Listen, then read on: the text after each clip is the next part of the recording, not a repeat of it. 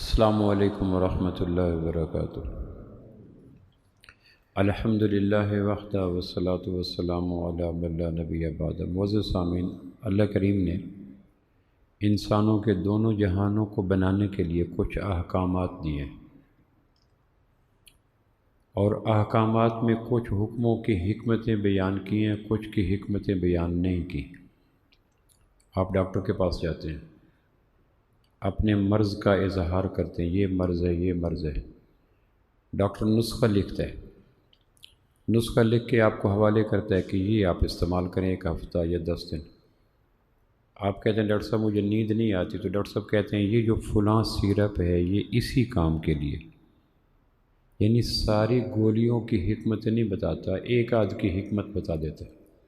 جب آپ نے کہا کہ نیند نہیں آتی تو اس نے کہا یہ سیرپ میں نے ڈالا ہی اس لیے ہے تاکہ نیند آ سکے۔ اب اگر آپ کہیں کہ یہ آپ ہر گولی کی، ہر انجیکشن کی، ہر سیرپ کی حکمت بتائیں، تو آپ کہیں گے مریض کو مرض سے خیال رکھنا چاہیے، دوائیوں کی حکمتوں میں نہیں جانا چاہیے۔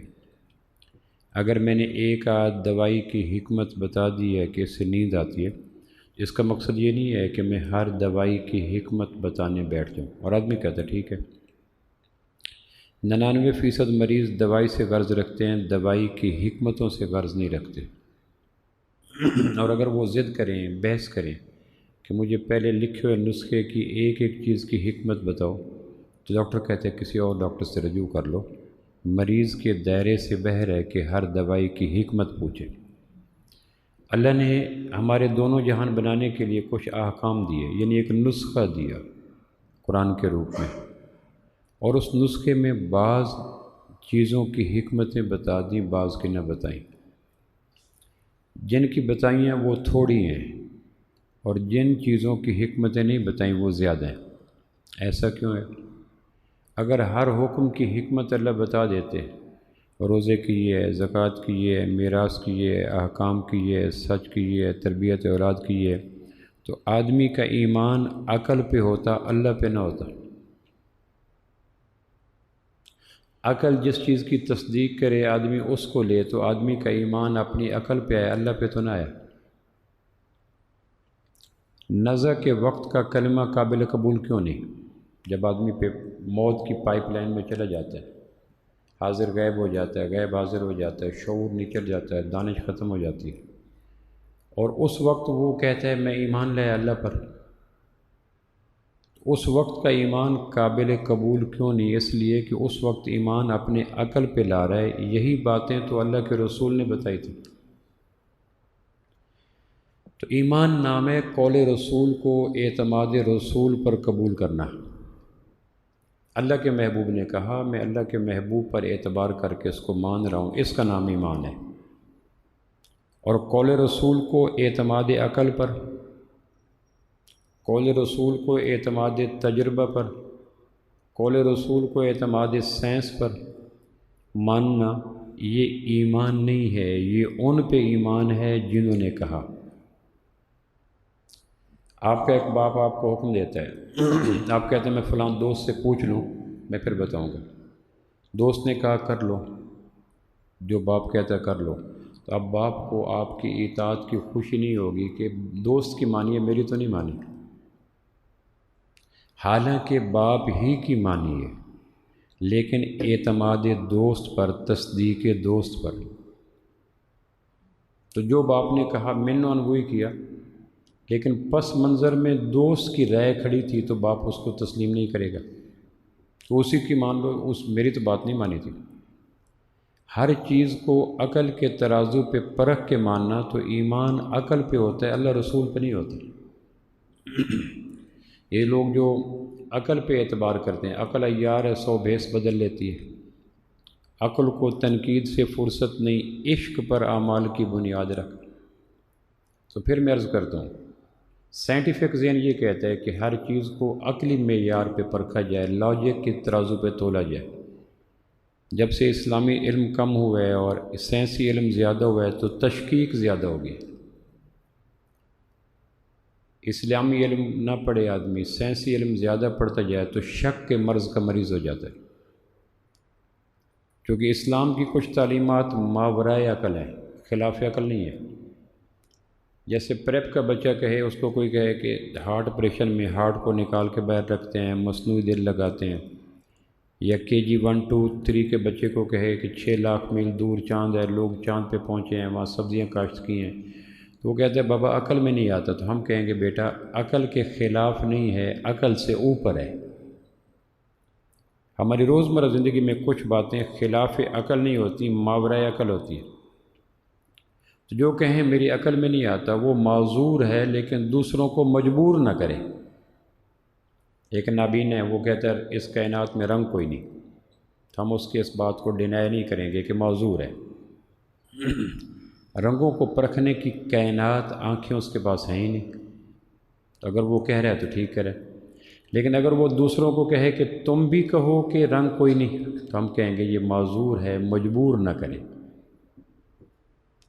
جو اسلام کی تعلیمات کو عقل کے ترازو پہ پرکھتے ہیں، تو کیا کائنات میری عقل اتنی عقل کل ہے؟ میری عقل تو گریجولی بڑھتی ہے، روزمرہ کا تجربہ ہے۔ ابھی کل کی بات ہے کہ کئی چیزیں مجھے پسند تھیں، آج ان سے شرم آتی ہے۔ وہ زمانہ دور نہیں، جن چیزوں پہ لڑتے تھے، مرتے تھے، جھگڑتے تھے، اب ان پہ ندامت ہے، کوفت ہے، رسوائی ہے، پریشانی ہے۔ بچپن کے کھلونے، بچپن کی بلوریاں، بچپن کے... میں ایوب ریسرچ میں سیر کر رہا تھا، میری گاڑی کی چھت پہ ایک پتنگ آ کے گرا، بڑے سائز کا پتنگ، کار کی چھت پہ کہیں کٹ کے گر گیا۔ واپس آیا تو وہ چھت کے اوپر تقریباً بھرا پڑا تھا، میں نے انگلی کے اشارے سے گرا دیا۔ اب کل یہی پتنگ تھا جس کی خاطر کار کے نیچے آنے کو تیار تھا، اب یہی پتنگ کار کے اوپر پڑا ہے تو میں اٹھا کے ڈگی میں رکھنے کو تیار نہیں۔ تو میری عقل تو with the passage of time اوپر نیچے ہوتی رہتی ہے۔ تو جس زمانے میں اسلام کی عقل باتوں کا انکار کر رہا ہوں، کیا اس زمانے میں میری عقل پوری کائنات میں مقام عروج پہ پہنچ چکی ہے؟ پھر میرے عقل کے چراغ کو بیماری بجھا دیتی ہے، صدمہ بجھا دیتا ہے، تناؤ بجھا دیتا ہے، بے چینی بجھا دیتی ہے، 100 چیزیں جو اس چراغ کی لو کو دائیں بائیں کرتی ہیں۔ میں معافی چاہتا ہوں، اس وقت میں غصے میں تھا، میں معافی چاہتا ہوں اس وقت میں نیند میں تھا، میں معافی چاہتا ہوں اس وقت میں ڈرائیونگ میں تھا، میں معافی چاہتا ہوں اس وقت میرا BP شوٹ کر گیا تھا، وغیرہ وغیرہ۔ تو ایک عقل کے اوپر نیچے ہونے کی 100 ہوائیں موجود ہیں۔ پھر میں کس بنیاد پہ کہوں کہ اسلام کی تعلیمات میرے عقل میں نہیں آتی؟ اسلام کی تعلیمات ماورائے عقل ضرور ہیں، خلاف عقل نہیں ہیں۔ تو اللہ نے کرم کیا، کچھ تعلیمات اسلام کی ایسی ہیں جن کی حکمت خود بیان کر دی، لیکن زیادہ اسلام کی تعلیمات کی حکمت بیاننے کی اعتماد پہ ماننے کا ہے، کیونکہ ایمان قول رسول کو اعتماد رسول پر ماننے کا نام ہے، کہ اللہ کے رسول پہ مجھے اعتبار ہے، انہوں نے فرما دیا، مجھے اب مزید اس کو جسٹیفائی کرنے کی کہیں سے حاجت نہیں ہے۔ اور اگر پھر آدمی کہیں منہ مارتا ہے تو وہ زیادتی کرتے۔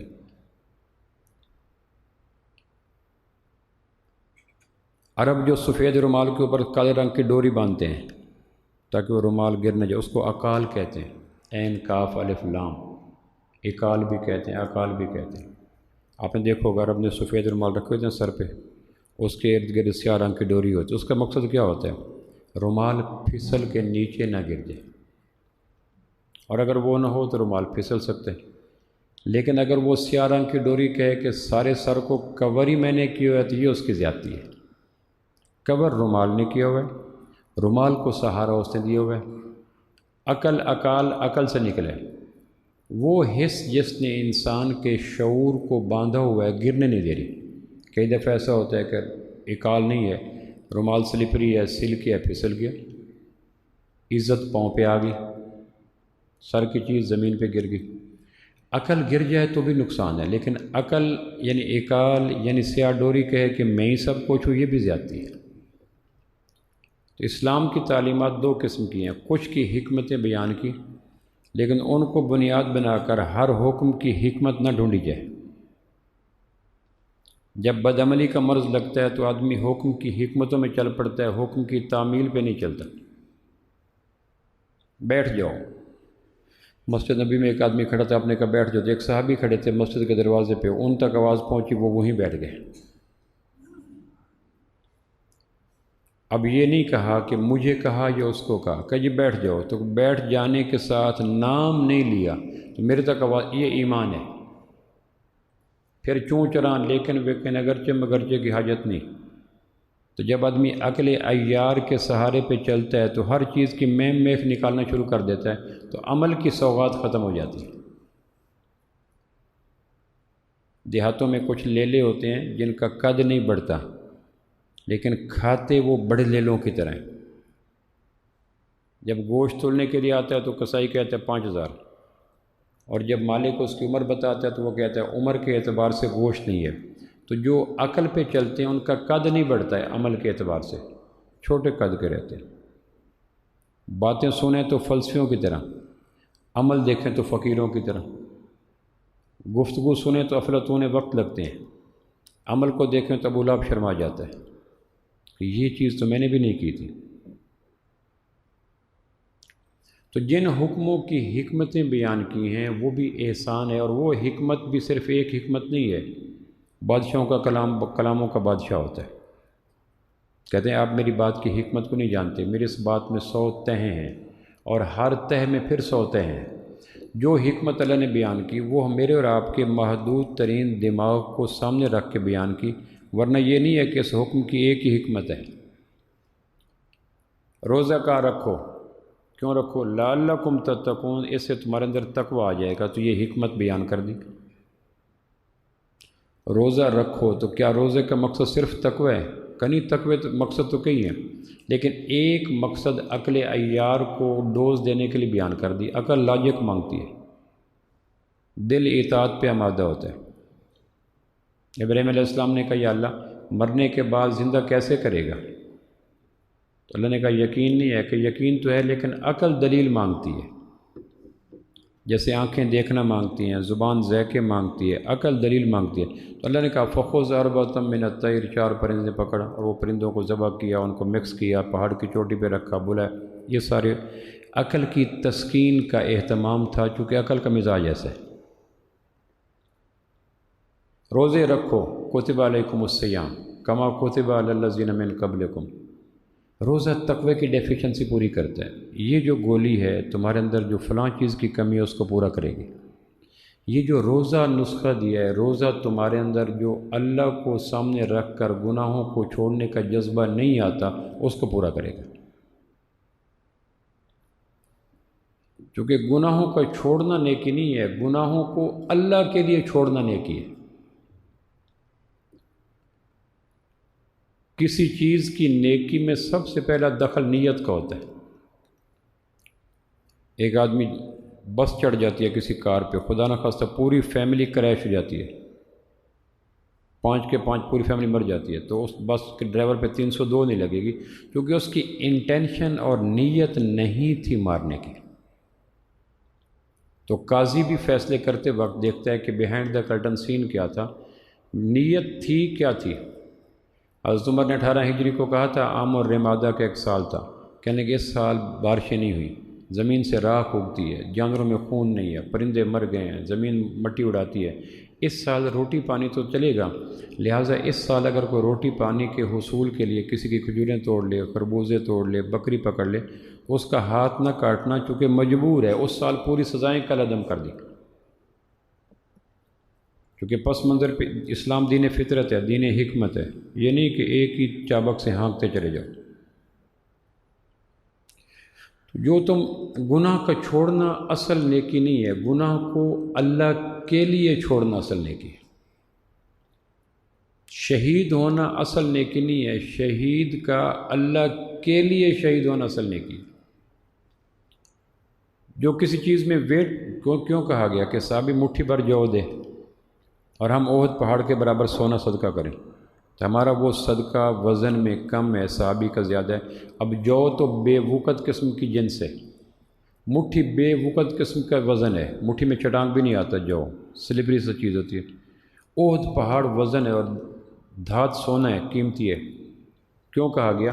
کہ صحابہ کے اس عمل کے پیچھے نیت خالص تھی، اس لیے نیتوں تک ایکسیس اللہ کے علاوہ کسی کی نہیں ہوتی۔ نیتوں پہ اٹیک نہ کرو، اس لیے کہتے ہیں رٹ لگاؤ، کیوں کیوں کیوں، یہ میں کام کیوں کر رہا ہوں، کام کیوں کر رہا ہوں، کام کیوں۔ ضعف ایمان کے زمانے میں سب سے زیادہ حملہ نیتوں پر ہوتا ہے۔ اللہ کے لیے کام ہوتا ہے کوئی نہیں۔ جنازے پہ جانا ہے چونکہ میرے باپ کے جنازے پہ آیا تھا، نیندرا ڈالنا ہے چونکہ، اچھا اس نے تو آپ کو نیندرا ڈالا شادی کے موقع پہ، غریب ماز تو 100 روپیہ، تمہارا پتی ہو کیا تم بھی 120 ڈالو گے؟ اگر تو نیت اللہ کی رضا ہوگی تو آدمی کہے گا 1 لاکھ تو دو، اس کا میرا 100 روپے اور 120 کا کیا توازن ہے، وہ اس نے اپنی استعداد کے مطابق دیا۔ تو جب ایمان کمزور ہوتا ہے، اللہ کی ذات بیچ میں سے نکل جاتی ہے، تو ہر عمل پھس پھسا ہو جاتا ہے، کمزور ہو جاتا ہے، اس میں گروتھ نہیں ہوتی، ذائقہ نہیں ہوتا، نمائش کوئی نہیں ہوتی۔ عمل کا حسن اور شان اللہ بیچ میں ہے، تو سینٹرل پلیس تو اللہ ہے۔ ہم قرآن کو احترام کیوں کرتے ہیں، بیت اللہ کا طواف کیوں کرتے ہیں، آمنہ کے لال کی ہر بات کو بلائنڈلی اوبے کیوں کرتے ہیں؟ پیچھے یہ ہے کہ اللہ نے کہا، اللہ نے کہا، اللہ نے کہا۔ اور جب اللہ بیچ میں نکل جائے تو پھر ہر چیز رسم دنیا بن جاتی ہے۔ امتیں جب نبیوں کے زمانے سے فاصلے پہ جاتی ہیں تو بدعملی بھی آتی ہے، رسم بھی آتی ہے، دو نقصان ہوتے ہیں۔ جب نبیوں سے فاصلہ بڑھ جاتا ہے، یعنی آمنہ کے لال کو ہم سے دور ہوئے 1500 سال گزر گئے مور اور لیس، تو دو سائیڈ ایفیکٹ ہوئے۔ ایک تو آمنہ کے لال کی زندگی کے عملی منظر ختم ہو گئے۔ نعرے آدمی کیوں لگاتے ہیں؟ فوجی تو کھڑوں کے بازار میں نہیں کہتا میں فوجی ہوں، میں فوجی ہوں، میں فوجی ہوں۔ اس کے بوٹ جرابوں سے لے کر سر کی کیپ تک انگ انگ فوجی پن بول رہا ہوتا ہے۔ اس کے جیب کا کارڈ، اس کے ہاتھ کی سٹک، اس کا ڈیزینیشن انگ انگ بول رہا ہوتا ہے۔ وہ نہیں کہتا میں فوجی ہوں، میں فوجی ہوں۔ سپاہی کسی اشارے پہ کھڑا تو صرف ہاتھ کھڑا کرتے، یہ نہیں کہتا میں سپاہی ہوں، سپاہی ہوں۔ ہاں اگر اس کی یونیفارم ختم ہو چکی ہے، ریٹائر ہو چکا ہے، تو پھر وہ واویلا کرے گا۔ مسلمان نعرے کیوں لگاتا ہے غلام ہوں غلام ہوں؟ چونکہ غلامی کے سارے آثار مٹ چکے ہوتے ہیں، بحران کا زمانہ ہوتا ہے، بتانا پڑتا ہے میں غلام ہوں، تو غلام تو نہیں کہتا میں غلام ہوں۔ نعرے بحران کے زمانے کی تخلیق ہیں، دعوے کم عملی کو چھپانے کے ایک نورانی دو ہیں۔ صحابہ نے تو نعرے نہیں لگائے کیونکہ ان کا انگ انگ نعرے لگا رہا تھا۔ تو دو نقصان ہوتے ہیں، ایک عمل کی سوغات ختم ہوتی ہے، دوسرے جو عمل کرتے ہیں وہ رسم کرتے ہیں، رسم سے فوائد کوئی نہیں مرتب ہوتے۔ نماز پڑھتے ہیں فائدہ کوئی نہیں ہوتا، روزہ رکھتے ہیں فائدہ کوئی نہیں ہوتا، حج کرتے ہیں فائدہ کوئی نہیں۔ رسمیت بے عملی سے بھی خطرناک ہوتی ہے۔ بے عمل کو توبہ کی توفیق ہوتی ہے، جس کے اعمال رسم بن جائیں اس کو توبہ کی توفیق بھی نہیں ہوتی۔ اس لیے اہل نظر نے رسمیت کو بے عملیت پہ ترجیح دی ہے کہ عبادات کی روح ختم ہو جاتی ہے۔ تو جن عبادات کے مقصد اللہ نے بتلا دیا، ان مقصد کو سامنے رکھ کر عبادات کرنا، یہ عمل کی روح ہے۔ اتل ما اوحی الیک من الکتاب واقم الصلاۃ ان الصلاۃ تنہی عن الفحشاء والمنکر۔ نماز کا مقصد ایک یہ ہے، کوئی مقصد یہ نہیں ہے، ملٹی مقاصد ہیں۔ اللہ کے کسی حکم کی حکمتوں کا تعین اور ادراک انسانی عقل کے دسترس میں ہے ہی نہیں۔ ہمارے محدود ترین، ناقص ترین، بانج ترین عقل کو سامنے رکھ کر ایک حکمت بتائی کہ وہ جو اندر گناہ پیدا ہوتے ہیں اور پھر باہر ظاہر ہوتے ہیں۔ آدمی کا پہلے اندر جذبہ بنتا ہے، پھر اظہار ہوتا ہے، بچے سے پیار ہوتا ہے، پھر آدمی کس کرتا ہے۔ پہلے کیفیت اندر پیدا ہوتی ہے، پھر اس کو باہر روپ ملتا ہے۔ پہلے غصہ آتا ہے، پھر گالی دیتا ہے۔ پہلے رحم آتا ہے، پھر ہاتھ سخی بنتا ہے۔ پہلے شرک آتا ہے، پھر آدمی جھوٹ بولتا ہے۔ تو پہلے اندر کا نظم چلتا ہے، اس کو منکر کہتے ہیں، پھر باہر وہ زہر ہوتا ہے، اس کو فحشی کہتے ہیں۔ تو قرآن کہتا ہے ان الصلاۃ تنہی عن الفحشاء والمنکر۔ اگر نماز ہوئی تو اس کا پہلا پلس سائن یہ ہوگا تمہارے وجود پہ کہ اندر کے منظر بھی روشن ہو جائیں گے اور باہر کی دنیا بھی ہری بھری ہو جائے گی۔ اور اگر اندر بھی اجاڑ ہے، اندر بھی ڈیزرٹ ہے، اندر بھی صحرا ہے، اندر بھی بحر مردار ہے، اندر بھی تنہائی ہے، اندر بھی تاریکی ہیں، اور باہر بھی رویے خوفناک ہیں، ہولناک ہیں، وہ ہو نہیں سکتا۔ آدمی کے اندر بخار ہو اور تھرمامیٹر پہ نہ آئے اور جلد گرم نہ ہو، یہ کیسے ہو سکتا ہے؟ اگر اندر بخار ہے تو جلد اس کا زہر کرے گی، اندر اگر محبت ہے تو آدمی کے نگاہوں سے ٹپکتی ہے، اداؤں سے جھلکتی ہے۔ محبت کون کہتا ہے کہ پہچانی نہیں جاتی؟ نفرتیں پہچانی جاتی ہیں، محبتیں پہچانی جاتی ہیں، رویے پہچانے جاتے ہیں۔ تو نماز اگر ٹھیک ہوئی، ہم کچھ نہ کریں، ہم صرف ایک نیکی کو بدرجہ احسن سنبھال لیں، باقی نیکیاں وہ نیکی خود بلا لے گی۔ صرف ایک نیکی، اور بخاری شریف کی روایت ہے وہ آخری نیکی تھی، وہ تھی نماز۔ نماز اگر سنور گئی، سنبھل گئی، بن گئی تو یقین جانے باقی نیکیاں کسی کونے خدرے میں ہوں، نماز اس کو خود آواز دے گی، آ جاؤ آ جاؤ آ جاؤ، میں آگے۔ جیسے آدمی روح بصیحت ہو جائے تو آنکھیں بھی دیکھنے لگ جاتی ہیں، زبان بھی بولنے لگ جاتی ہے، پاؤں بھی چلنے لگ جاتے ہیں۔ لیکن خدا نہ خواستہ اگر آدمی روح بصیحت نہ ہو تو آنکھیں ڈھیلیں، زبان گوشت کا لوتھڑا ہے، ٹانگیں سری ہیں، ہاتھ راڑ ہیں، کچھ بھی نہیں کرے گی۔ صرف صحت ایک دفعہ رواں دواں ہو جائے، سارے کام چل پڑیں گے۔ واپڈا کنیکشن دے دے تو پھر پنکھا بھی، اے سی بھی، بلب بھی، استری بھی، موٹر بھی، سارے فنکشنل ہو جائیں گے۔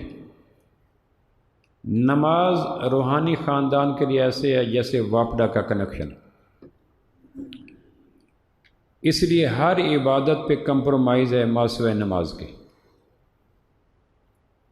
کلمہ نماز یہ دو کمپلسری ہیں، باقی کوئی عبادت کمپلسری نہیں ہے۔ کسی پہ ہر عبادت کمپلسری نہیں ہے، کسی نہ کسی وقت وہ آگے پیچھے ہو سکتی ہے، لیکن نماز پہ کوئی نہیں۔ جتنی کریٹیکل صورتحال ہو، نماز۔ اللہ کا شکر ہے ہمارے یہاں نماز پڑھنے والے 10% ہیں یا 7% ہیں، 100 میں سے 7% لوگ نماز پڑھتے ہیں۔ 7% میں پوائنٹ جا کے طے ہو جاتا ہے جن کی نماز رسمیت کی بجائے حقیقت پہ کھڑی ہے۔ اور حقیقت والی نمازی کی تجارت بھی بولتی ہے، زراعت بھی بولتی ہے، رویے بھی بولتے ہیں، اخلاق بھی بولتے ہیں، معاملات بھی بولتے ہیں، ہاتھ بھی بولتے ہیں، ہر چیز بولتی ہے۔ اور جس کی نماز رسمیت ہے، بجھی عشق کی آگ اندھیر ہے، مسلمان عراق کا ڈھیر ہے، 50 سال میں بھی پتہ نہیں چلتا، نماز بولتی ہے۔ نماز کے عربی میں کیا کہتے ہیں؟ صلاۃ۔ صلاۃ کے کیا معنی ہے؟ کئی معنی ہیں۔ ایک معنی جو میرے اور آپ کے موافق ہے وہ یہ ہے کہ آگ کی حرارت سے کسی چیز کے ٹیڑھے پن کو سیدھا کرنا۔ کرو آ جاتا ہے، ٹیڑھا پن لکڑی میں آ جاتا ہے، لوہے میں آ جاتا ہے، دیواروں میں آ جاتا ہے۔ سرگودے کے علاقے میں گیا تو وہاں بانس سے زیادہ کاشت کرتے ہیں، بانس بلندی پہ جا کے ٹیڑھے ہو جاتے ہیں۔ ان ٹیڑھے بانس کو سیدھا کرنے کے لیے میں نے دیکھا بھٹیاں لگی ہیں، بھٹیوں میں ڈالتے ہیں، ہیٹ پہنچاتے ہیں، جرک دیتے ہیں، سیدھا ہو جاتا ہے۔ انسانوں میں جو ٹیڑھا پن آتا ہے اس کے بھٹی کا نام نماز ہے، اور اگر نماز راکھ ہے تو 100 سال بانس پڑا رہے اور ٹیڑھا ہو جائے گا۔ جب نماز کی اہمیت ہوتی ہے تو پھر کیا جملہ ہوتا ہے؟ جلدی کھانا کھا لو تاکہ آرام سے نماز پڑھیں۔ پھر فکر یہ ہوتا ہے کہیں سفر سے آئے یا کہیں پارٹی ہے، یار جلدی کھانا کھا لو پھر آرام سے نماز پڑھیں گے۔ اور جب دوسرا ہوتا تو پھر کیا ہوتا ہے؟ بولو جی، جلدی پھر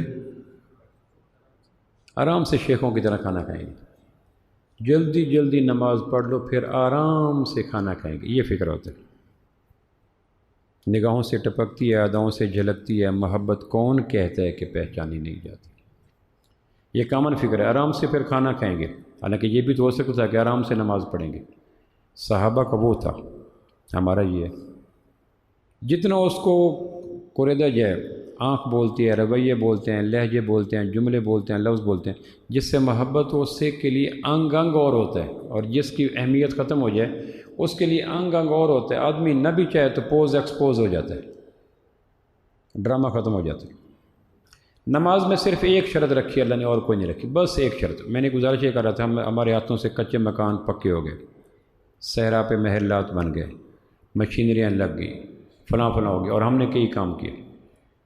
جو بچہ ڈاکٹر بنتا ہے پیدائشی ڈاکٹر نہیں ہوتا، جو انجینئر بنتا ہے پیدائشی، اس کی ایک کونسلنگ ہوتی ہے، کوچنگ ہوتی ہے۔ اگر اتنی کوچنگ کے بعد جہاز اڑا سکتا ہے، ڈاکٹر بن سکتا ہے تو اچھا نمازی کیوں نہیں بن سکتا؟ یا تو یہ ہے کہ وہ جو کچھ ہے پیدائشی بن کے آیا تو ہم کہیں جی وہ تو اللہ نے اس کو ڈیزائن کر دیا، مینوفیکچرنگ کر دی، یہ تو ہم نے نہیں کر سکتے۔ بچہ جو بنا، میں جو بنا، مجھ سے جو بنے، کیا وہ بائی برتھ بنے یا بعد میں بنے؟ تو بعد میں بنے، تو بعد میں کیسے بن گئے؟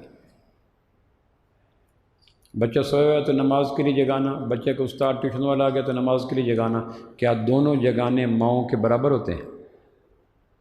بچہ سو رہا ہے، نماز کا ٹائم جا رہا ہے، اب جگانا کیسا ہے؟ اور بچہ سو رہا ہے، اتنے میں استاد پڑھانے والا آ گیا جس نے اس کو فزکس کیمسٹری پڑھانی ہے، تو اب جگانا کیسا ہوگا؟ تو بچہ دیکھتے ہیں نماز کے لیے ماں کا جگانا اور تھا، استاد کے لیے جگانا اور تھا۔ یہ روزمرہ کے عملی رویے بچے کے اندر ایک اہمیت اور غیر اہمیت کا عنصر پیدا کرتے ہیں۔ یہ غلط ہے کہ وہ نمازی نہیں بنتا، تو ڈاکٹر کیسے بن گیا؟ کھیل کے میدان سے اٹھانا، صبح جگانا، ہر روز سکول بھیجنا، یہ کوئی آسان کام ہوتا ہے؟ اگر وہ مشکل کام سر ہو گیا تو یہ مشکل کام سر کیوں نہیں سکتا؟ ہر بچے کے لیے ڈاکٹر بننا فطرت نہیں ہے، لیکن ہر بچے کے لیے دین پہ چلنا فطرت ہے۔ فطرت اللہ التی فطر الناس علیہ۔ تو غیر فطری کاموں پہ اگر ہم اپنے ذاتی ذوق سے ڈال سکتے ہیں تو فطری کاموں پہ کیوں نہیں؟ اصل ہم نے چاہا ہی نہیں کہ وہ ویسے بنے۔ جھوٹا بننا فطرت میں نہیں ہے، سچا فطرت میں ہے۔ زنا فطرت میں نہیں ہے، نکاح فطرت میں ہے۔ کنجوسی فطرت میں نہیں ہے، سخاوت فطرت میں ہے۔ ریاکاری فطرت میں نہیں ہے، اخلاص فطرت میں ہے۔ تو اگر غیر فطری کام ماحول، دوست، والدین کروا گئے تو فطری کام کیوں نہیں کروا سکتے؟ کیسے لیم ایکسکیوز مان لیا جائے؟ ہم صرف ایک کام کر لیں بس، باقی سارے کام وہ کرے گی۔ وہ ایک سجدہ جسے تو گراں سمجھتا ہے، 1000 سجدوں سے دیتا ہے آدمی کو نجات۔ وہ کیا ہے؟ نماز کو صفت اقم پہ لائیں بس۔ قرآن مجید میں جب بھی نماز کا مطالبہ ہے تو یہ نہیں کہہ رہا حدیثوں کی طرف پڑھو، دیوبندیوں کی طرف پڑھو، سنیوں کی طرف پڑھو، وہابی نہیں، اقم الصلاۃ، نماز کو قائم کرو۔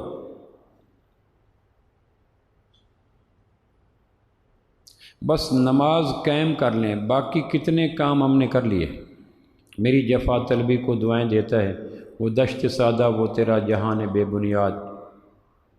کتنے ایسے کام ہیں جو دشت سادہ میں خلیفہ برج کھڑے کر دی، 12 کلومیٹر کی ٹنل کھڑی کر دی، پہاڑ کا سینہ چیرا۔ میں چترال جا رہا تھا تو گھوپ اندھیرا، کہنے والے نے بتلایا کہ 12 کلومیٹر پہاڑ کا سینہ چیرا۔ تو کون کون سے کام نہیں کر لے؟ ول کے ساتھ ویز، چاہ کے ساتھ راہ، خواہشوں کے ساتھ وجود۔ لیکن ہم نے چاہا نہیں، اس لیے نقش مرتب نہیں ہوئے، فطرت پہ نہیں آ سکے۔ شیر کو سرکس میں بند کر کے رکھنا کتنا مشکل کام ہے، سانپوں کے بیچ میں رات گزارنا کتنا مشکل کام ہے، لیکن یہ ہو نہیں گیا۔ پانیوں کے بیچ میں برج تیار کر دینا جو پانیوں کے اندر سے جا رہی ہے، سارا یہ عرب ممالک میں ایسا ہی ہے۔ سونا کہاں پڑا ہوتا ہے، تیل کہاں پڑا ہوتا ہے، کہاں سے نکالتے ہیں؟ وہ آسان کام ہے۔ دبئی سارا صحرا ہے، برج خلیفہ کہاں بنا دیا انہوں نے؟ مقام شوق تیرے قدسیوں کے بس کا نہیں، انہی کا کام ہے جن کے حوصلے ہیں زیاد۔ تو اگر زمین پہ یہ بنے ہوئے نقشے نہ ہوتے تو ہماری لنگڑی لولی نمازیں قابل قبول تھی کہ بیچارے معذور ہیں، مجبور ہیں، مقہور ہیں، مسحور ہیں، کچھ بھی نہیں کر سکتے، لہٰذا نماز بھی نہیں بنا سکے۔ اور اگر سارے کچھ بنا دیے، ایک مکان کی تعمیر میں کیا کچھ نہیں ہوتا، ایک ہنڈیا کے سالن بنانے کے لیے کیا کچھ نہیں ہوتا، روزانہ یہ مشکل کام ہو رہے ہوتے ہیں، تو نماز کیوں نہیں ہو سکتی؟ تو نماز میں صرف ایک چیز ہے، نتھنگ ایلس، صرف ایک چیز ہے، اقم الصلاۃ بس، ورنہ صلاح اکیلا ہی کافی تھا، صلاح پڑھو، صلاح نہیں، اقم الصلاۃ۔ ساتھ یہ اضافہ کیوں کیا گیا؟ جیسے ہم کہتے ہیں فلاں برانڈ کی چیز چاہیے، کہ یار کوئی لے لو، کہ نہیں جی فلاں فارمولے کی چیز چاہیے، کوئی لے لو، کہ نہ برانڈ ساتھ ہوگا تو دین ہم لیں گے۔ اقم الصلاۃ، قرآن نے کہا بھائی نماز صرف اقم والی کر دو۔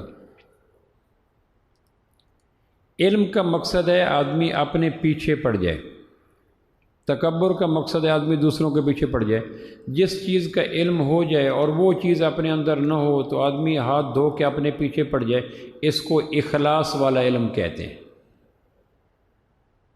اور علم ہوتے ہی دوسرے نظر آنا شروع ہو، اس کو دیکھو، اس کو دیکھو، اس کو دیکھو، تو یہ تکبر والا علم ہے۔ علم شیطان کے پاس تھا تکبر والا، کہ چیزوں کے علم ہونے کے بعد دوسروں کے قد و قامت ماپنے شروع کر دیا۔ کسی چیز کے علم آ جانے کے بعد آدمی دوسروں کو اس میں ماپنا شروع کر دے، یہ شیطانی علم کا وارث ہے، کہ مجھے بچنا چاہیے۔ اقم الصلاۃ، اقم کسے کہتے ہیں؟ دو چیزوں کو کہتے ہیں۔ ہم اس وقت جو نمازی بیٹھے ہیں وہ ہم رسمیت والی نماز کے مریض ہیں۔ جو نہیں آتے ان کی توبہ آسان ہے، جو پڑھتے ہیں ان کی توبہ مشکل ہے۔ ہم جو مریض ہیں، ہمارا مرض ہے محض نماز کو روح کی بجائے رسم بنا کے پڑھنا، اور رسمیت والوں کے مقدر میں توبہ کم ہوتی ہے کیونکہ مطمئن ہوتے ہیں، اور مطمئن توبہ کیسے کریں؟ وہ تو دوسروں پہ سینگوں پہ اٹھانے کے لیے ہوتا ہے۔ ہم سے صرف مطالبہ ہے کہ اقم الصلاۃ، اور اقم دو چیزوں کو کہتے ہیں، رواج دینا اور درست کرنا۔ کتب لغت میں جو لفظ اقم کے عربی میں معنی وہ یہ ہیں درست کرنا۔ فرسٹ ون، نماز کو درست کرو۔ جو یہ کہتا ہے میری نماز درست ہے، وہ اپنی عملی زندگی کو گواہی کے طور پر پیش کرے۔ ہاتھوں میں سخاوت آئی ہے، آنکھوں میں حیا آیا ہے، دل میں خوف خدا آیا ہے، دماغ میں شوق آخرت آئی ہے، غیبت، چغلی، حسد، بغض، اناد، تکبر سے جی اچاٹ ہوا ہے۔ جس طرح گندگی سے، گٹر کے کنارے بیٹھنے سے کوفت ہوتی ہے، کیا اس طرح روحانی امراض سے کوفت ہوتی ہے، وومٹ ہوتی ہے؟ اپنے وجود کے 24 گھنٹے کے اعمال کو بطور گواہ پیش کرے۔ طبیعت میں نرمی اگر نماز لائیے، چونکہ حرارت نرمی پیدا کرتی ہے، حرارت خشوع پیدا کرتی ہے، حرارت آنکھوں کو آنسو دیتی ہے، حرارت کنجوسی کو ذیل کرتی ہے، حرارت غصے کو کم کرتی ہے، حرارت شہوت کو کم کرتی ہے، تو اپنے وجود کو بطور گواہی پیش کرے۔ درست ہوئی؟ اور یہ نماز جو میں نے پڑھی ہے، میں فاخرانہ انداز سے اللہ کے سامنے پیش کر سکتا ہوں، اور میری اس نماز کو اللہ کے ایمانداری سے اس پہ 100 میں سے نمبر لگاؤ تو میں کتنے نمبر دوں گا؟ اور نمبر دینے سے پہلے اللہ کہے گا نماز کے اچھے یا برے ہونے کا پیرامیٹر اور لٹمس پیپر تمہارے 24 گھنٹے کے اعمال ہیں، دعوے نہیں ہیں۔ میری نماز جو اپنے نماز کی تاثیر کو اپنے عمل پہ گواہ بناؤ، کہ میرے عمل یہ ہو گیا، یہ تھا، یہ ہو گیا، یہ تھا، یہ ہو گیا، یہ تھا، یہ ہو گیا، ان کو ہائی لائٹ کرو۔ تو درست کرنے میں 5 چیزوں کا خیال رکھیں، میں عرض کر دیتا ہوں۔ نماز کو درست کرنے میں کہ میری نماز شاندار ہو جائے۔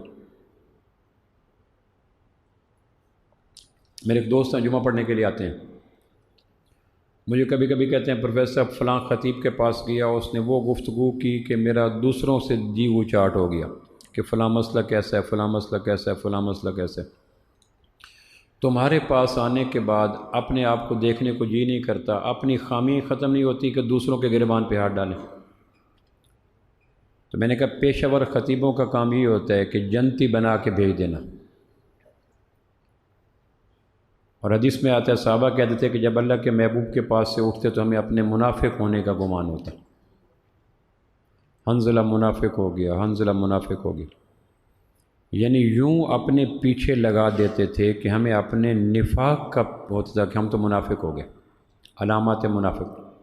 اور جب پیشہ وروں کے پاس جاتے تو وہ کہتے ہیں باقی سارے ایسے ہیں، تم تنہا ایسے ہو۔ یہ پیشہ ور ہوتے ہیں جو دوسروں کی آخرت خراب کرتے ہیں، اپنی دنیا آباد کرتے ہیں۔ تو کہنے کہ آپ کے پاس جب بھی آتے ہیں تو اپنے ناقص پنے کا احساس مزید گہرا ہو جاتا ہے، اور جس طرح بہو ساس کے پیچھے ہے، ساس بہو کے پیچھے ہیں، ہم اپنے پیچھے پڑ جاتے ہیں، یار کوئی خیر نہیں، علامات منافقت اپنے اندر پائے جاتے ہیں۔ سب سے پہلے دیکھیں کہ وضو ٹھیک ہے۔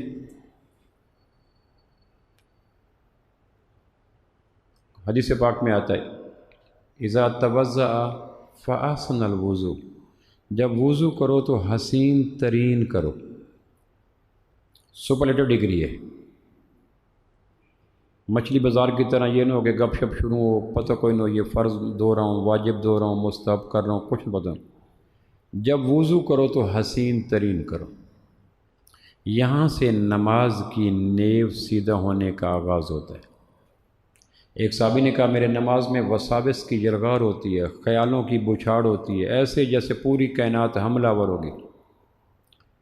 قافلہ درد کا یوں اترا ہے شہر دل میں جیسے بغداد کی گلیوں میں ہلاک ہوا ہے۔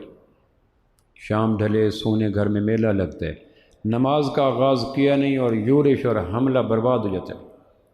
آپ فرمایا وضو آسن نہیں ہوگا، یعنی کسی کے نماز کے خیالات کے انتشار کا باعث آپ نے وضو کی طرف کیا۔ فجر کی نماز آپ نے پڑھائی، نسائی کی روایت ہے، سورہ روم کی تلاوت کی آپ نے صلی اللہ علیہ وسلم، اور آیتیں آگے پیچھے ہو رہی تھی، قرات بوجھ ہو رہی تھی۔ آپ نے سلام پھیر کے کہا لوگوں اپنے خشوع کی حفاظت کیا کرو، نمازوں میں دھیان پہ پابندی لگایا کرو، امام کو قرات کرنا مشکل ہو جاتا ہے۔ یعنی ایک جائنٹ ایڈونچر ہے نا محراب، یہ جہاں امام نماز پڑھاتا ہے محراب کہتے ہیں۔ محراب کہتے ہیں جنگ کی جگہ، تو وہاں کون سی جنگ ہو رہی ہوتی ہے؟ اب تو ہوتی ہے نا بریلیوں کی دیوبندی، دیوبندیوں کی وہابی، اب تو جنگ کا منظر ہوتا ہے، 8-10 کی آنکھ پھوٹی، 8-10 کا سر کھلا، تب کہیں جا کر خطیب شہر کا جوہر کھلا۔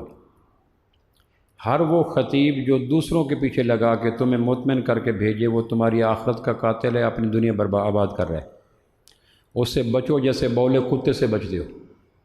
جس کے پاس جانے سے تمہیں اپنے تعاقب کی سوچ ختم ہو جائے، یقین جانو بچو جیسے بولے کتے سے بچتے ہو۔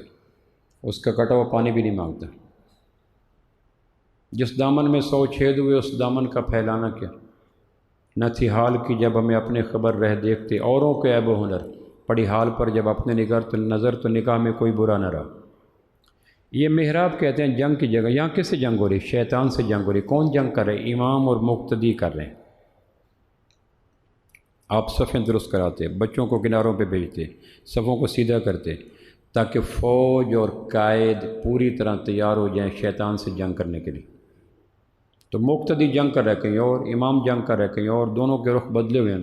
آپ فرمایا امام کو قرات بوجھل ہو جاتی ہے، یعنی ہمارے خشوع کے اثرات امام کی قرات پہ پڑتے ہیں۔ تو اس نے کہا جی میرے نمازوں میں خیالات کی بھرمار ہوتا ہے، فرمایا وضو ٹھیک کرو۔ وضو ٹھیک کرنے کے لیے علماء کے پاس جائیں، وضو کے فرائض کون سے ہیں؟ جب وضو کر رہے ہوں تو فرائض والا عمل ہے تو ذہن میں رکھیں ایک فرض پورا ہو گیا۔ واجبات کون سے ہیں؟ مستحبات کون سے ہیں؟ مباحات کون سے ہیں؟ مکروہات کون سے ہیں؟ مفسدات کون سے ہیں؟ پورا ایک چیپٹر ہے۔ اگر وضو غیر اہم چیز ہوتی تو قرآن میں نہ آتا۔ وضو غیر اہم چیز ہوتی تو ہر حدیث کی کتاب میں باب الوضو نہ ہوتا۔ وضو غیر اہم چیز ہوتی تو فقہا کے وضو پہ مسائل کے جہان آباد نہ ہوتے۔ وضو غیر اہم چیز ہوتی تو نماز کے لیے ناگزیر قرار نہ دیا جاتا۔ چونکہ نماز غیر اہم ہوگی، نماز غیر اہم ہوگی، چونکہ اللہ غیر اہم ہو گیا، اللہ غیر اہم ہو گیا، اس لیے وضو کو پوچھتا ہے کوئی نہیں۔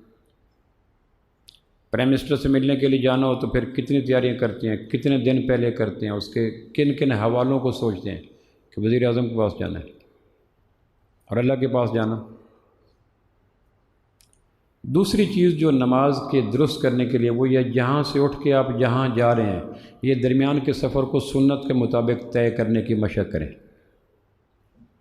آفس سے اٹھ کے، دکان سے اٹھ کے، گھر سے اٹھ کے مسجد تک جانے کے لیے کسی کو کہیں سے جانا ہی پڑتا ہے نا۔ راستے میں گلیاں، بازار، محلے، عورتیں، مرد آتے ہیں، تو یہ راستے کے سفر کو پاکیزہ گزارنا نماز کے قائم کرنے کے، درست کرنے کا دوسرا ذریعہ ہے۔ آوارہ گرد آدمی کا سفر کبھی بھی نماز کے خشوع کا باعث نہیں بنتا۔ دائیں دیکھنا، بائیں دیکھنا، لطیفے سننا، موبائل دیکھنا، گپ شپ کرنا، واٹس ایپ کرنا، اس آدمی کی نماز میں جان حرم کے اندر بھی قائم نہیں ہو سکتی، کیونکہ حرم کے اندر کو خیالات پہ جیمر نہیں لگ جاتے۔ حدود حرم میں خیالات پہ جیمر نہیں لگتے کہ سوچیں ناقص پاک ہو جاتی ہیں، وہ ویسے ہی رہتی ہیں۔ ابو جہل بھی وہیں رہتا تھا، ابو لہب بھی وہیں رہتا تھا، عتبہ بھی وہیں رہتے تھے۔ نضر بن حارث، ولید بن مغیرہ بھی وہی رہتا تھا۔ اتنے بڑے بڑے کبائر کے مرتکب کو حدود حرم کی فضا پیوریفائی نہیں کر سکی، تو میرے آپ کو کیا کرے گی؟ تو راستے کا سفر جس آدمی کا مسنون ہوگا، ربی بن خصیم جب مسجد کے لیے جاتے تو آنکھیں جھکا کے جاتے، اور لوگ گمان کرتے کہ نابینا آدمی جا رہا ہے، وہ ہاتھ پکڑ کے مسجد چھوڑاتے۔ اس لیے حدیث میں آتا ہے گھر سے وضو کر کے مسجد میں جانے والا ایسے ہے جیسے احرام باندھ کے مینا سے عرفات جانے والا۔ تو اس سے زیادہ پیوریفائی شخص، پاکیزہ شخص کی مثال نہیں ہے کہ عرفات جانے والا حج کی تکمیل کرنے کے لیے جا رہا ہے۔ ایسے آئے گا جیسے ماں کے پیٹ سے آیا۔ تو گھر سے مسجد کے سفر کو تشبیہ دی ایسے جیسے احرام باندھ کے عرفات جانے والا۔ تو ہمارے سفر سے کوئی لگتا ہے کہ ہم عرفات جا رہے ہیں؟ دنیا بھر کی غلاظتیں، کثافتیں، قباحتیں ہمارے سفر کے اندر ہوتی ہیں۔ تیسرا یہ ہے کہ وقت کے اعتبار سے ٹچی ہو جائیں۔ کانت علی المومنین کتابا موقوتا، آیت الگ سے اتری۔ ایمان کی نشانی نماز کو وقت کے تابع رکھنا ہے۔ جب آدمی وقت کو، نماز کو اپنے معمولات کے تابع رکھتا ہے تو صفت ایمان سے نیچے گر جاتا ہے۔ کانت علی المومنین کتابا موقوتا، میں سویا ہوں، بزنس ہے، گپ شپ ہے، کھیل ہے، ہم نماز جلدی کرو گاہک چلے جائیں گے، تو نماز کہتے ہیں میں بھی تیرے بزنس سے تیرا انتقام لوں گی کیونکہ تو نے میری لاش پہ بزنس کو چمکانے کی کوشش کی ہے۔ جلدی کرو، کھیل کے میدان چلا جائے گا، جلدی کرو۔ ہم تو ایک کھیل کی خاطر نماز جیسی چیز کو اہمیت دینے کو تیار نہیں ہے۔ جتنے نماز کو ہم نے بے وقت، بے توقیر، بے مایا، بے آبرو کیا ہے، ہماری پکڑ کے لیے ہماری نمازیں کافی ہیں۔ لوگ شراب پہ، زنا پہ، قتل پہ، چوری پہ، سود، ہماری پکڑ کے لیے ہماری سیئات نما حسنات ہی کافی ہیں۔ یہ نمازوں کے سجدے ہیں، یہ نمازوں کے اوقات ہیں۔ کانت علی المومنین کتابا موقوتا۔ عہد نبوت میں اذان کے لیے مسجد سے باہر جگہ تھی، چونکہ اذان سے پہلے لوگ بھرے بیٹھے ہوتے تھے، اذان الگ سے چبوترا بنایا ہوا تھا۔ چوتھا، نماز کو شاندار بنانے کا طریقہ یہ ہے کہ نماز میں جسم کی حرکات پہ قابو کیا جائے۔ آپ دیکھتے ہیں جب قومی ترانہ ہوتا ہے تو لوگ سٹیچو بن جاتے ہیں، مجسمہ بن جاتے ہیں، کاٹو تو لو نہیں۔ فوج میں پریڈ ہو رہی ہوتی ہے تو کتنی دیر تک ایسے جیسے گمان ہوتا ہے کہ یہ کوئی شہتیر ہے، کوئی پلر ہے، کوئی انسان ہے، کوئی راڈ ہے، بے حس حرکت کھڑے ہوتے ہیں۔ نماز میں ہمارے یہاں خارش ہی ختم نہیں ہوتی۔ ایک آدمی نماز میں ایسے کر رہا تھا، فرمایا اگر نماز میں خشوع ہوتا تو ایسا نہ کرتا۔ یہ پہچان بتا دی۔ ام رومان امی عائشہ رضی اللہ کی والدہ ہیں، نماز میں اپنا آنچل درست کیا، دوپٹہ درست کیا، صدیق اکبر کی اہلیہ ہیں۔ آپ نے ڈانٹ کے کہا نماز میں یہودیوں کی طرح حرکتیں نہ کرتے رہا کرو، نماز میں یہودیوں کی طرح غیر ضروری حرکتیں نہ کرو۔ 5 منٹ کی نماز میں جو پابندی اور اطاعت کے منظر قائم نہیں کر سکتا، وہ 8 گھنٹے دکان پہ کیسے اطاعت کرے گا؟ خود سوچیں۔ آنکھوں کو کہاں رکھنا ہے؟ تو جس کی نماز میں آنکھیں مسنون نہیں، اس کی بازار میں آنکھیں مسنون ہوں۔ تو حرکات پہ پابندی کریں۔ یہ حرکات کی پابندی بہر کی غیر ضروری حرکات کی پابندی کے روکنے کا باعث بنے گی۔ اور 5واں ہے نماز کے اندر خشوع کی حفاظت۔ وہ میں اس پہ عرض کر چکا ہوں، تفصیلی جمعہ پڑھا چکا ہوں کہ اللہ ہی اللہ ہو، اللہ اور غیر اللہ ہو تو غیر اللہ کم ہو، اللہ زیادہ ہو، اور اگر دونوں برابر برابر ہو جائیں تو اس پہ استغفار کی جائے۔ یہ جو نماز کے بعد ہم مسنون ذکر اللہ اکبر استغفر اللہ یہ سنت عمل ہے، یہ کوئی رسم نہیں ہے۔ اس کے پیچھے ایک نماز کی باطنی کیفیت کا قلق اور درد ہے کہ اللہ جس طرح سے نماز کو پرفارم کرنا تھا میں نہیں کر سکا، مجھے معاف کر دے، مجھے معاف کر دے، مجھے معاف کر دے۔ آخری بات عرض کرتا ہوں، حدیث کی 6 کتابیں جس کو سیاستہ کہتے ہیں، ستہ عربی میں 6 کو کہتے ہیں، اس میں 2 کو صحیحین کہتے ہیں، 4 کو سنن اربع کہتے ہیں۔ مسلم بخاری کو صحیحین کہتے ہیں، نسائی، ابن ماجہ، ترمذی، ابو داؤد اس کو سنن اربع کہتے ہیں۔ بڑی لیول کی کتاب ہے۔ ایک حدیث ہے جو سنن اربع میں آتی ہے، ابو داؤد میں ہے، نسائی میں، ابن ماجہ میں ہے، ترمذی میں ہے، کہ جو خطیب کے خطبہ شروع کرنے سے پہلے آ کے بیٹھے، ہر قدم پر 1 سال کے روزوں کا ثواب ملتا ہے۔ یہ حدیث کی مسند احمد میں بھی ہے، امام حاکم میں بھی ہے، ابن کثیر رحمہ اللہ نے سورہ جمعہ کی آیت میں لکھی تفسیر اس کی۔ خطیب کے آنے سے پہلے 5 منٹ لیٹ آگے کوئی فرق نہیں ہوتا، لیکن بڑا فرق پڑ جاتا ہے۔ ٹرین چلی جاتی ہے، 24 گھنٹے بعد ٹرین آتی ہے، 5 منٹ بعد اتنا فرق پڑ جاتا ہے کہ پیپر آدمی دے نہیں سکتا، اگلے سال پیپر دینا پڑے گا 6 مہینے کے بعد۔ تو 5 منٹ لیٹ آنا، 2 منٹ خطیب نے جمعہ شروع کر دیا۔ ظہر کی نماز کو جمعے میں کنورشن کرنے کا فلسفہ کیا ہے؟ آخر 1 ہفتے کے بعد ظہر ہی ہوتی تو کیا مقصد تھا؟ اس جوہری تبدیلی کا مقصد یہ ہے کہ وہ لوگ جو علم کے چشمہ صافی تک کئی وجوہات کی بنا پہ اپروچ نہیں کرتے، ہفتے کے بعد آ کر پیاسے لبوں کے ساتھ کچھ علم کی باتیں لے لیں، اور اگر دوسری اذان پہ ہی آنا ہے تو پھر مبارک ہے، ظہر کی نماز پڑھ لیں، چونکہ ہدف تو پورا نہ ہوا۔ پھر تاخیر سے آنے کی ندامت نہ ہو، جس عمل کے قضا ہونے کی ندامت نہ ہو، اس عمل کے اندر اللہ توفیق نہیں دیتا۔ اس لیے میری گزارش یہ ہے کہ آیا کریں، وقت پہ آیا کریں، اور اس حدیث کو ذہن میں رکھ کے آیا کریں کہ 1 قدم پر 1 سال کے مقبول نفلی روزے، اور اسی حدیث میں ہے جو سنن اربع میں ہے، اسی 1 قدم پر 1 سال کی پوری راتوں کے قیام کا ثواب۔